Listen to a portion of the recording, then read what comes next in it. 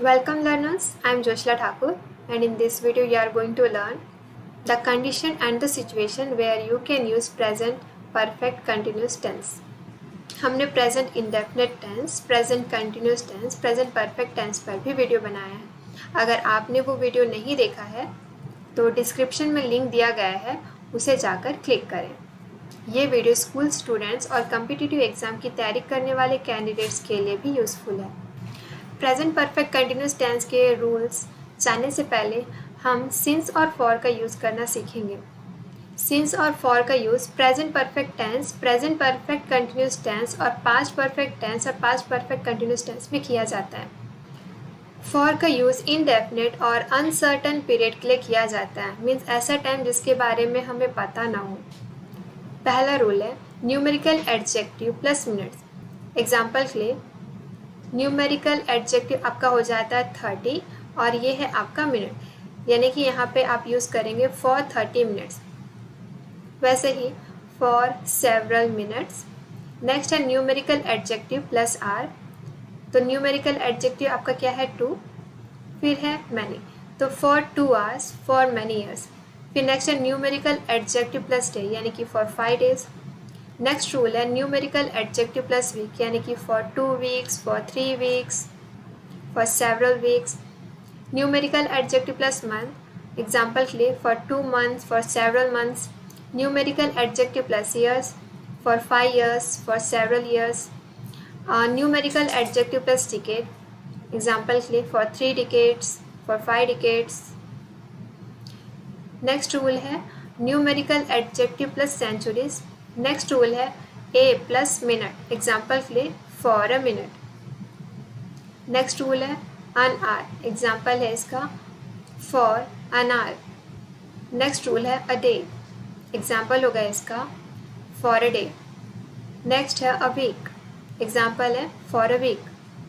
Next rule है a month, year, decade, century. तो for a month, for a year, for a decade, for a century.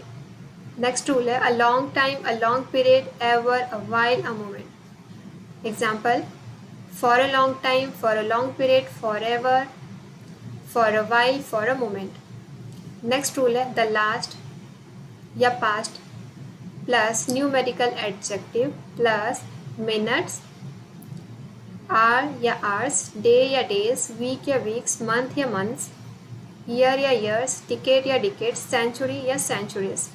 Example के लिए यहाँ पे जो दिया है आपका लास्ट, यहाँ पे हमने लिख लिया है लास्ट। फिर उसका न्यूमेरिकल एडजेक्टिव हमने यूज़ किया है 5 और साथ में हमने यूज़ किया है ईयर, तो ये हो गया फॉर द लास्ट 5 ईयर्स। ऐसे ही नेक्स्ट एग्जाम्पल है फॉर द पास्ट 4 डेज, इस तरह से। नेक्स्ट रूल है सीजन। एग्जाम्पल है इसका for 2 season, for 3 season and so on. Next rule है minutes, hours, days, weeks, month, years, decade, century. Example के लिए for years, for days, for weeks, for months, for years, for decades, for centuries. अब आपको note करना है, कुछ important notes हैं। पहला, if period of time plus ago then use since instead of for. अगर एक कुछ पीरियड ऑफ टाइम दिया है, साथ में वहाँ पे अगो लिखा हुआ है, तो आपको सिंस यूज़ करना है फॉर के प्लेस में। एग्जाम्पल के लिए his brother has been ill since 5 days ago, तो इस सेंटेंस में अगो का यूज़ हुआ है, इसीलिए हम यहाँ पे फॉर का यूज़ नहीं करेंगे, यहाँ पे हम यूज़ करेंगे सिंस का। अगर हम यहाँ पे सिंस की जगह फॉर यूज़ करते हैं तो ये जो सेंटेंस है वो रॉन्ग हो जाता है। नेक्स्ट नोट है all plus period of time. Example it has been raining all days.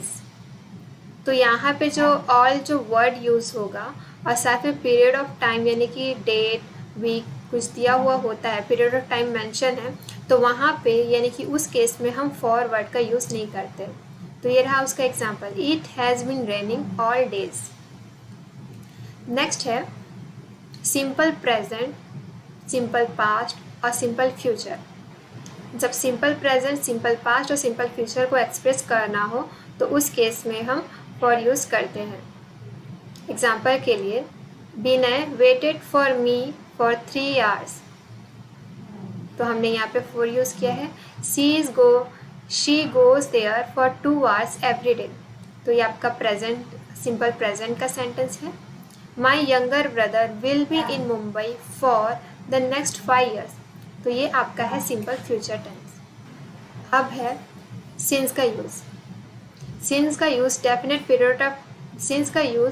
Period of time और पॉइंट ऑफ टाइम के लिए किया जाता है। मीन्स ऐसा टाइम जो डिफाइन किया हुआ है, मीन्स पता हो। पहला रूल है इसका, name of the days. Example कि Monday, since Tuesday, since Wednesday. Rule number 2, name of the month, years, parts of the day, seasons, festival, events में भी सिंस का यूज़ किया जाता है। एग्जाम्पल के लिए since January, since 1989, since morning, since winter, since Christmas, since his birth. Next rule है ओ clock, AM, PM के साथ भी हम सिंस का यूज़ करते हैं। एग्जाम्पल के लिए since 5 o'clock, since 6 o'clock etcetera. Next rule है yesterday, last night, last week, last month, last year के साथ भी सिंस का यूज़ करते हैं। Since yesterday, since last night, since last week, since last month, since last year. तो ये सारे जो एग्जांपल्स हैं वो पॉइंट ऑफ टाइम को शो कर रहा है, यानी कि एक्सप्रेस कर रहा है, इसलिए हम यहाँ पे सिंस का यूज़ किए हैं। कुछ और भी रूल्स हैं। Stage of one's life. Example के लिए since is childhood. Next example last plus Monday, January, spring और other time expressing word. Example के लिए सिंस लास्ट मंडे या सिंस लास्ट जनवरी या फिर since last February, since spring, since last spring, since last winter etcetera. Note के लिए last time plus time expressing words के पहले for का यूज़ किया जाता है क्योंकि ये पीरियड ऑफ टाइम को एक्सप्रेस कर रहा होता है। Since last week a point of time को एक्सप्रेस कर रहा होता है, मीन्स अबाउट 7 days अगो, तो इसलिए यहाँ पे सिंस का यूज़ किया जाता है। लेकिन फॉर द लास्ट वीक ये पीरियड ऑफ 7 days को जस्ट कंप्लीट कर रहा होता है, इसलिए हम यहाँ पे क्या यूज़ करते हैं, फॉर का यूज़ करते हैं। अब हम जानेंगे प्रेजेंट परफेक्ट कंटिन्यूस टेंस के बारे में। उसका स्ट्रक्चर कुछ इस तरह से है, subject plus has, have been plus verb का first form plus ING plus object plus for या सिंस प्लस टाइम।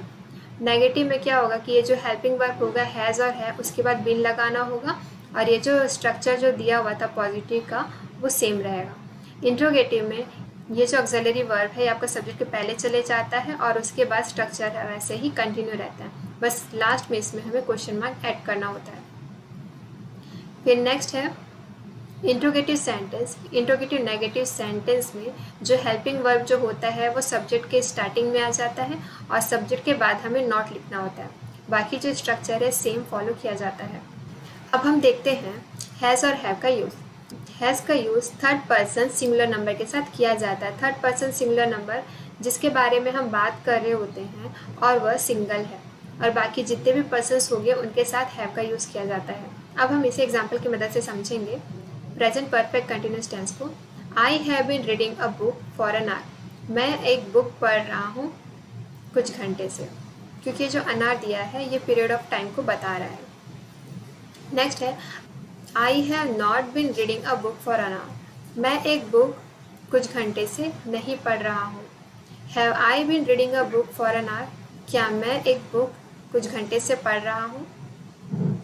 नेक्स्ट है have I not been reading a book for an our.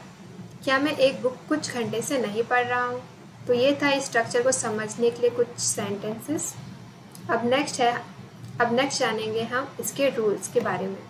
पहला रूल है action begin in the past and continue at the present. ऐसा action जो past में शुरू हुआ है और अभी प्रेजेंट में भी जारी है, तो उसे एक्सप्रेस करने के लिए हम प्रेजेंट परफेक्ट कंटिन्यूस टेंस का यूज़ करते हैं। एग्जाम्पल के लिए she has been reading a novel since morning. वो मॉर्निंग से यानी कि सुबह से एक नॉवेल पढ़ रही है, यानी कि ये मॉर्निंग में शुरू हुआ है और अभी भी ये कंटिन्यू है, यानी कि पास्ट में शुरू हुआ है और अभी भी ये कंटिन्यू है। तो इस केस में ये प्रेजेंट परफेक्ट कंटिन्यूस टेंस को शो कर रहा है। नेक्स्ट और लास्ट रूल है action begin in the past. Action जो पास्ट में शुरू हुआ है and continue for a few times, और जो कुछ समय के लिए जारी रहा, देन फिनिश्ड, और उसके बाद वो ख़त्म हो गया, लेकिन उसका जो इफ़ेक्ट है वो अभी भी है। तो इस तरीके के सिचुएशन को शो करने के लिए भी प्रेजेंट परफेक्ट कंटिन्यूस टेंस का यूज़ किया जाता है। एग्जाम्पल के लिए शी हैज़ बीन क्राइंग, वह रो रही है, यानी कि ये जो एक्शन है वो पास्ट में शुरू हुआ था, कुछ समय कंटिन्यू रहा और उसके बाद वो ख़त्म भी हो गया, बट उसका इफेक्ट अभी भी है, मीन्स वो सैड हो सकती है। नेक्स्ट एग्जाम्पल है I have been watering the garden, means ये जो एक्शन है पास्ट में शुरू हुआ था, मीन्स गार्डन में पानी डालने का, और वो कंटिन्यू रहा और फिनिश भी हो गया, मीन्स गार्डन में जो वाटर डाला गया है उसे आप अभी भी देख सकते हैं, यानी कि उसका इफेक्ट आप अभी भी देख सकते हैं। तो इस तरीके के केसेस को यानी कि सिचुएशन को शो करने के लिए भी हम प्रेजेंट परफेक्ट कंटिन्यूस टेंस का यूज़ करते हैं। इस वीडियो में सिर्फ इतना ही। नेक्स्ट वीडियो में हम पास्ट इंडेफिनिट टेंस यानी कि पास्ट सिंपल टेंस को स्टडी करेंगे। Thank you for watching this video.